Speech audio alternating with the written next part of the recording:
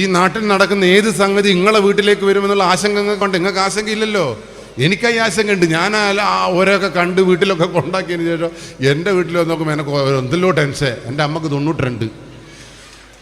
അടുക്കളയിൽ നോക്കുമ്പോൾ എൻ്റെ അമ്മ എന്തെല്ലോ കളി. എന്നെ കണ്ടെടുത്ത് ഫോൺ ഇങ്ങനെ വെക്കുന്നു. ഞാൻ അമ്മ ഇങ്ങോട്ട് വരി, നിങ്ങൾ ഓടരുത്. അമ്മ പറയും ഞാൻ വയസ്സായി തേർഡ് ഓടുക. ഞാൻ പറഞ്ഞു എനിക്ക് നിങ്ങൾ ഈ സംശയമുണ്ട്, എല്ലാത്തിനും സംശയമാണ്. എൻ്റെ ഭാര്യനെ നല്ല സംശയമുണ്ട് എനിക്ക്. കാരണം കേരളത്തിലെ പേപ്പർ എടുത്ത് നോക്കിയാൽ ദിവസവും ഒരു 10 പെണ്ണുങ്ങൾ ഓടാത്ത ദിവസമുണ്ട് കോഴിക്കോട് ജില്ലയിൽ. 30 വയസ്സിനും 45 വയസ്സിനുള്ള പെണ്ണുങ്ങൾക്ക് എന്തെല്ലോ മുറാദാണ്. ഇപ്പോൾ ഓട്ടാണ്. സൂക്ഷിച്ചോളി. അതുകൊണ്ട് എനിക്ക് എൻ്റെ ഭാര്യനെ നല്ല പേടിയുണ്ട്. പേടിച്ചിട്ടല്ല എന്ന് പോകുന്നുണ്ട് അങ്ങ് പോയി വിട്ടേനു.